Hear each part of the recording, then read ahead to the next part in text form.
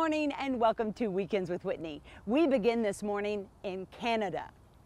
I'm going to take you to a private family island in Lake of the Woods, and the owners just might surprise you. Plus, Canadians love the bald eagle almost as much as we Americans do. I'll take you to an eagle's island and show you what's at the bottom of its big nest. Plus, your Sunday sizzles with desserts first with Chef Harrison of the Little Village, and how a little laughter can make a big difference with Dr. Nick. But first, it sounds exotic and exciting and a bit extravagant to own your own island, right? You might envision something like Fantasy Island. Smiles, everyone, smiles. We want our guests to feel welcome. Well, my grandfather bought an island in Canada back in 1955. But truthfully, it's more like the TV show Survivor than Fantasy Island. I need somebody who can pee on my hand. But it is marvelous nonetheless. My first trip there, I was just 5 years old. And until last week, I hadn't been back in nearly 40 years. So come on, let's make that trip together.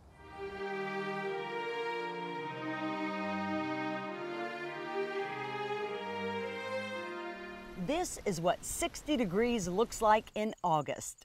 But you have to travel 1,600 miles to get here.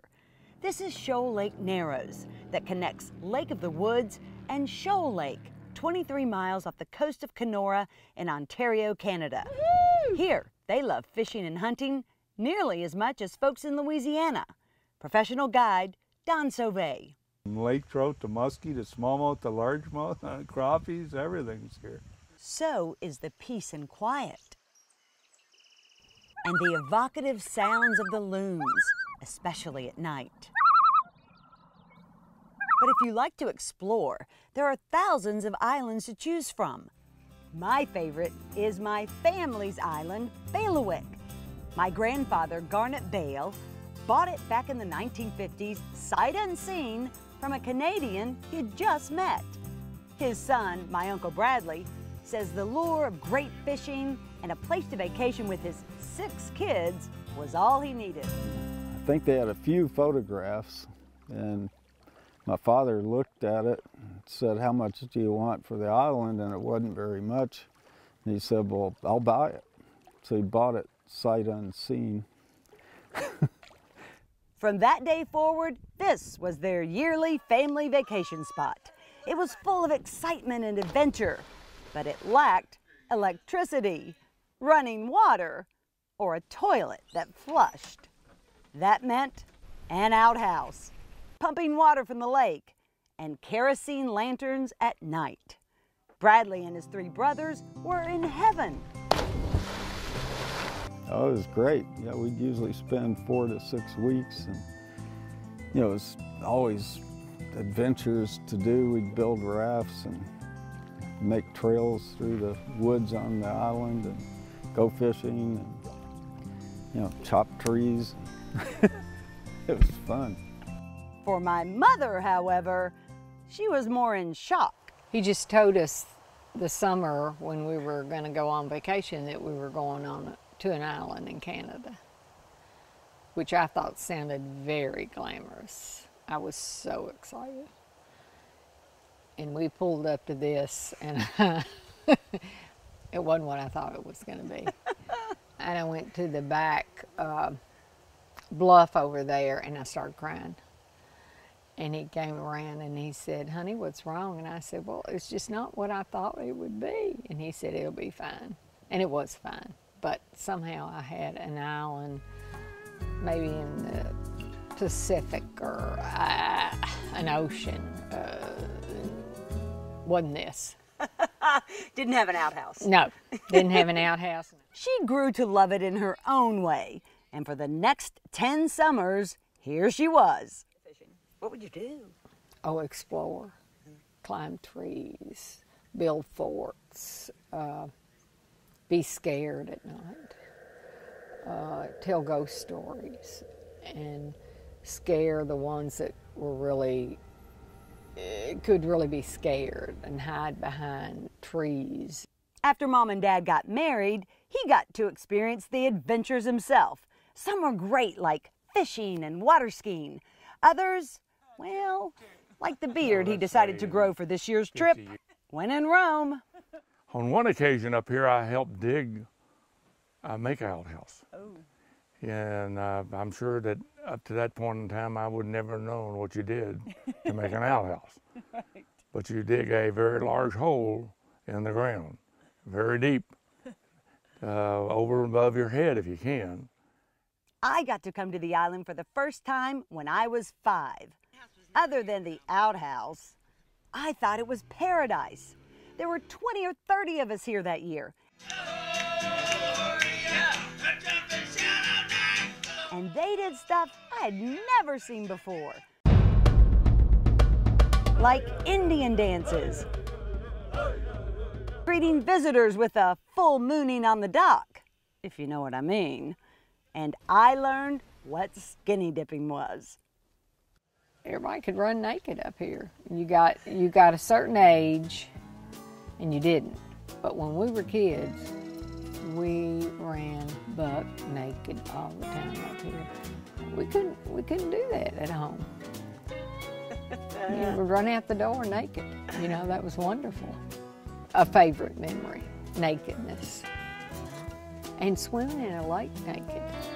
I mean, if you hadn't done it, you need to try it. There's nothing better. So why then was this year the first in more than 40 years that we've all been back here? The rest of the story next week. Coming up, as Weekends with Whitney continues, we continue our Canadian journey. I'll take you to the bottom of this eagle's nest. So much of an eagle's life is revealed right here underneath it. We'll explore it together. Plus, Dr. Nick on the joys of laughter and why it really is the best medicine. And incredible desserts first with Chef Harrison Decker after this.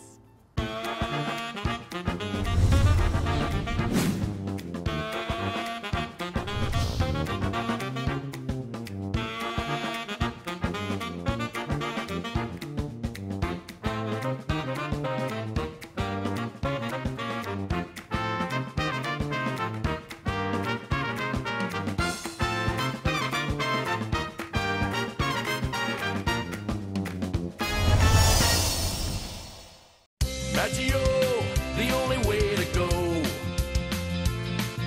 Maggio Buick GMC, your satisfaction's our specialty. We really deliver on Falls River, here in New Roads. Small town atmosphere, legendary service for over 60 years. Maggio, the only way to go. The only way to go, that's Maggio. This segment brought to you by our friends at Wayne Stabler Companies. Welcome back to Weekends with Whitney. The bald eagle is a soaring example of the United States of America. It's a proud symbol that we hold dear. But in the 20th century, it became an endangered species. Well, since then, it has flourished. Well, on my recent trip to Canada, I found an eagle's nest, and I wondered, what lies beneath it? So let's go.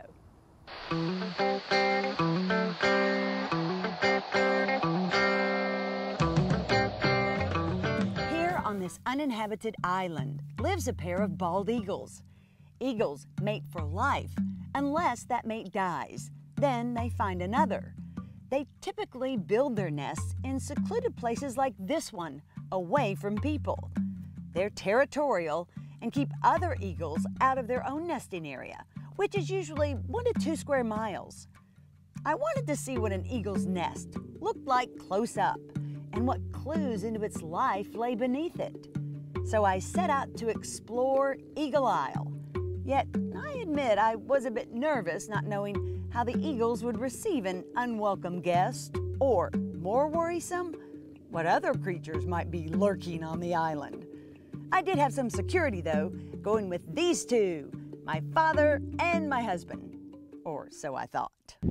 This is a lot trickier than I thought. Once you get on the island, it's like, what tree is it in? I know that sounds silly, but it's hard to see the top of them from here. But we'll find it. I immediately found something wild. Blueberries. That's as wild as I want. It's a little creepy. Then I realized the only footsteps I hear are my own. I love how the guys stay back. So if there were a bear or a moose or something crazy, I think I'm on my own.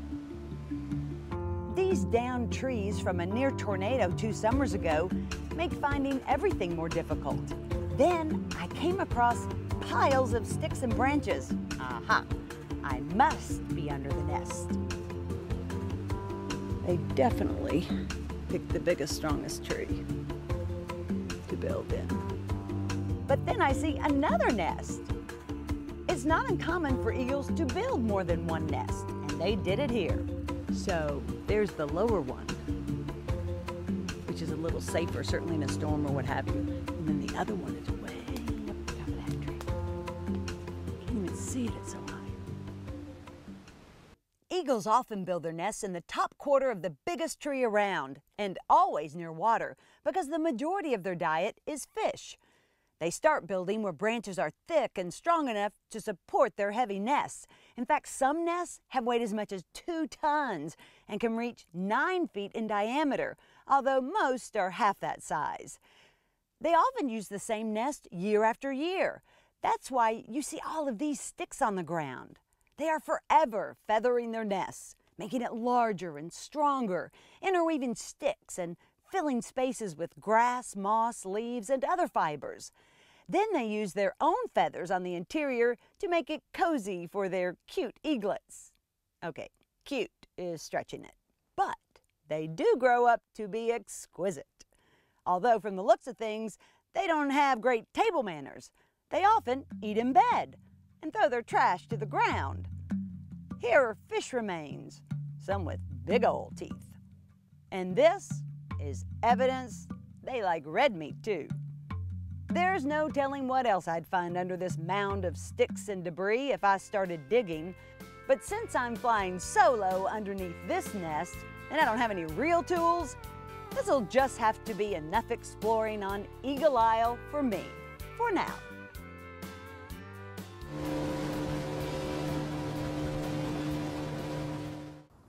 And next week, we will continue our Canadian journey with one of the best fishing and hunting guides in all of Canada, Don Sauvé. He's lived on this island here more than 30 years. He's caught everything from fish and wolves to bears and moose. But still to come on this morning's show, the joys of laughter with Dr. Nick. And why not have dessert first every once in a while, especially when you get these beauties to choose from, as Weekends with Whitney continues. Hi, I'm Robert Meyer, inviting you to spend some of your summer in beautiful New Roads. Hit the water of False River for fishing, swimming, boating, and more. Feast on the finest food anywhere at our award-winning restaurants. Get in some retail therapy strolling our unique stores, and take in some of our wonderful culture. Spend the day or spend the week. Whatever you do, spend some time in New Roads.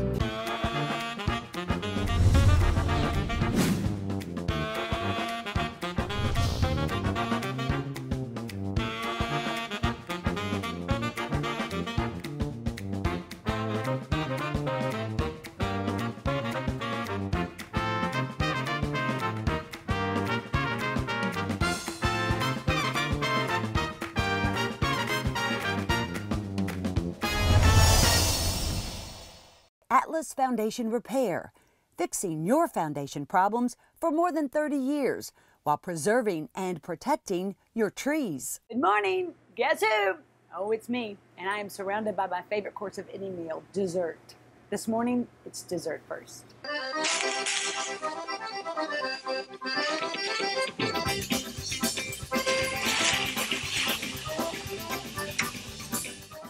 It's the perfect finish to a perfect meal, dessert. Sometimes it's just the perfect meal. We're joined this morning by Executive Chef at Little Village on Airline, Harrison Decker. Great to see you. You too, you too. These are phenomenal. They are. Really, they're work of art. They are. They're very beautiful. I can't take credit for them. I didn't do them, but we have a very talented person on the salad station named Amanda, and she does all our platings, and they are amazing. Wow, and this takes some time too. They do, yeah, oh yeah, definitely, but she gets them out quick enough. And I love the extra time that she devoted to it, because they're going to taste great, but when they look beautiful, it just enhances it's a wow everything. factor. When it hits the table and people see that, they're just like, I'm wow. and then it's delicious. Yes. Okay, what do we have here? We have our cheesecake. This is the only one we don't make completely in-house. We get it from Carnegie Deli in New York. We get it imported. Carnegie Deli in New York, only the best place to get cheesecake in all the world. Yes, that's why it's the only dessert we don't make, but there's a good reason for it. Yeah, because you can't. It's delicious. Do better than Carnegie Deli. Definitely. This is our tiramisu. It's a traditional tiramisu with a mascarpone white chocolate filling. Also very delicious. Yes. And then our famous white chocolate bread pudding. Then you say this is the best seller. Definitely, yeah, people love the bread pudding. Yeah, I love the shell in it. You can eat definitely. that too, right? Yes, it's a almond tuile. It's delicious. Beautiful. Now, I will say one of my favorites is also creme brulee, which you all do beautifully here. I do. I have my torch going back here. The creme brulee is a classic creme brulee with raw sugar on top. And we just take the torch. You're cracking me up. He's just doing it in his hand, like. Yeah, I've made the mistake, well, not a mistake, but it happens every once in a while. You'll burn yourself. Get the ends of the fingers going. It just comes with the territory. So you don't want to do it too long in one spot because the sugar will start to burn, really burn. Right, almost the color of peanut brittle, I guess. Yeah. All right, and then once you have the whole thing done, we're going to top it with some berries.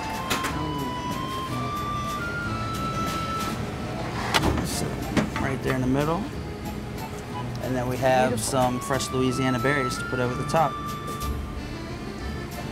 One of my favorite things about your desserts, not only are they delicious, but all the beautiful garnish that you see on the side, you eat it. Like, this is a wonderful sauce. It's all up. That's blueberry sauce, actually, and then we have some white chocolate, strawberries, and homemade whipped cream.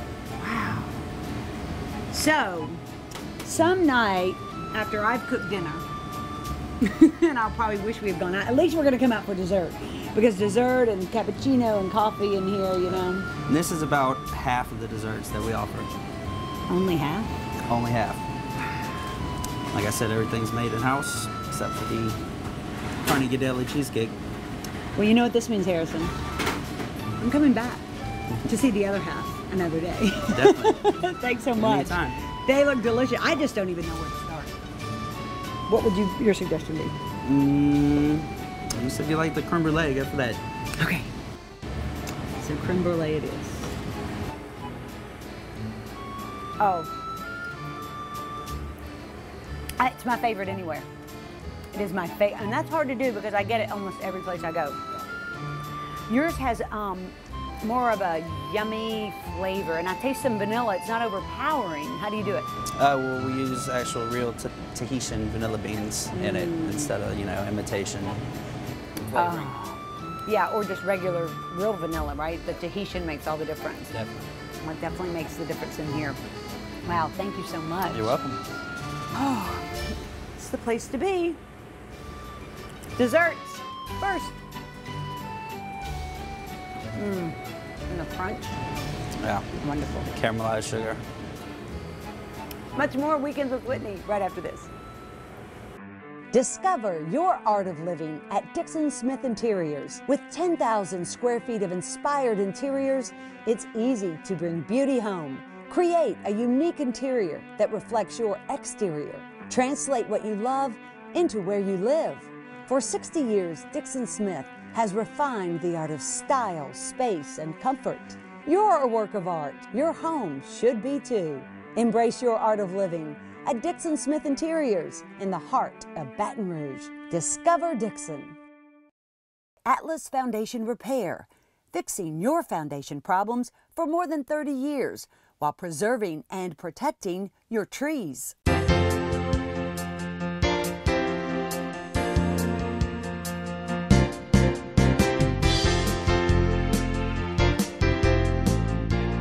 It's been said that we don't stop laughing because we grow old. We grow old because we stop laughing. Dr. Nick joins us with the joys of laughter and more. Good to see you. What a great phrase. Isn't it? Psychology Today, I forget which issue it was, but in Psychology Today it said that the average adult laughs 4 times a day. Just 4? Just 4. Oh. I thought that was high. And the average toddler is like 100 times a day. It's as if somehow as we get older we become much more serious and we have this notion of responsibility. You know, I've had people tell me before, I don't want to be an adult because I'm going to have to start being more responsible and serious and I can't laugh. And I'm like, what are you talking about? You can't laugh. Oh. I couldn't live without it. No. Whitney, I couldn't live. And you know, that's so much of our relationship is humor and laughter and cutting up. I mean, we're like 2 otters who just love to play. You know, my father was that way. I think in therapy, I laugh. Good. And I tell them that I'm not laughing at them, and I'll say, I'm not necessarily laughing with you, I just think it's funny, and that we have to laugh at life. Yeah, because we were born with that gift of laughter, weren't we? We were born with it, and really, what is the alternative? Oh, cry? Really, what is the alternative? Sometimes all we can do is laugh because we know that this too is going to pass. And again, that's not saying the importance of crying is somehow diminished because we're laughing, or that I'm not taking problems seriously. It's just an ability to be, think of it in terms of lighthearted. Sure. Think of how when we see people, we say, oh, they seem so lighter. Isn't that a part of kind of laughter and joy? Yes. And sometimes that belly laugh that just almost gets you aching. Oh, it feels so good. It's so good not to be able to stop. And then, Right. And there are times when you can't, especially if there's a group laughter going and it becomes contagious. oh, right, and you're in church. It's horrible. But it is, you know, my family reunion was here, and Yes. they were over here, and you saw how much we laughed and cut up. Well, great. anyway, I'm at Jack's house that night, and I'm all decked out, and I walk around to get a picture, a solo picture of me. My foot went into the pool. And I was just standing there with one foot out. And Whitney, all 30 of us, we were just roaring. I love. Just roaring, and I was laughing, and so I come out and it says, put the sock and the shoe in the dryer, and it will dry. I said, so I'm supposed to walk around the party with barefoot? And all these people say, what? And I bet you did anyway, right? I did. And so Jack comes out and sees me and says, what the hell are you doing? I said, I'm drying my sock and my shoe. I'm stuck in it. He says, you know, you really are a character. And then I got to thinking, that's what the world needs, is characters. I know. Laughter, just making, what are you going to do but laugh? I'm sorry to make it. Well, and you could have been all concerned about your shoe, and yeah, there goes $80 or $100, but no, I love or it. the embarrassment, who cares? Oh, anyway. And that's important too, right? The shared experience of laughter, because it Yes. does bring closer together. Which is why when you said Yes. that with your clients that you will often laugh and they'll I laugh sure do. together, it does bring people closer. It brings people closer, and again, it just takes the burden off. How do you feel? I feel better that I laughed a little bit, or that I smiled. You know, that I can smile again. I remember when I was suffering a serious depression years and years ago, I had stopped laughing, believe it or not. Oh. And so I go down to Nashville. No wonder you were depressed. I go down to Nashville, and I don't think I had smiled in probably 6 months. Oh. And this lady, one of my brother's friends, made a joke, and I started laughing. And I remember experiencing the resurrection, like I am alive again. That's the power of laughter. You're so That's the right. power of laughter. And so when we see people heavy, I think we have a responsibility as citizens.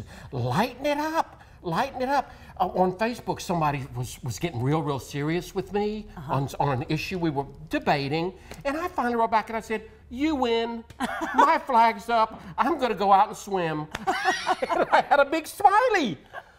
And you know, he said, oh, I'm sorry, I said, oh, I'm fine. I just need to let it go now. Yeah. That's part of what laughter does, right? Right. It's what's that great line? I've never seen a U-Haul on the back of a hearse. I mean, it's just these wonderful. G.K. Chesterton said, angels can fly because they take themselves lightly.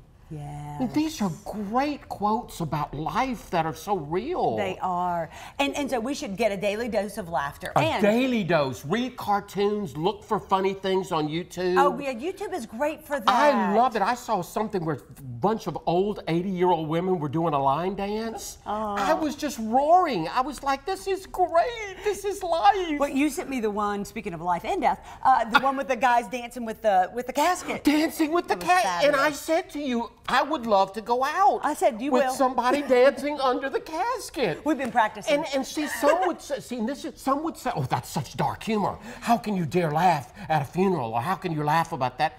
And I'm like, again, what choice is there? Why not laugh in the face of death? Certainly. Well, yes, especially when it's a long, great life. And wouldn't it be great to see a big quote that said, cancer can kill many things, but it can't kill laughter? Yes. Wouldn't that be a great quote? That would be. You write the book. I'll write the book. Thanks, Nikki. Bye, well, everybody. have a great weekend. Hope there's lots of laughter in Lots of laughter. your week ahead. Thanks for spending part of your day here with me on Weekends with Whitney. Don't forget to join us next week when you're going to get to meet and travel with one of the best fishing and hunting guides in all of Canada. Don Sauvé has spent his life in and around these waters of Shoal Lake, Ash Rapids, and Lake of the Woods. Why Americans flock to his private island for fishing and big game hunting, and his tricks to bringing home the big prize.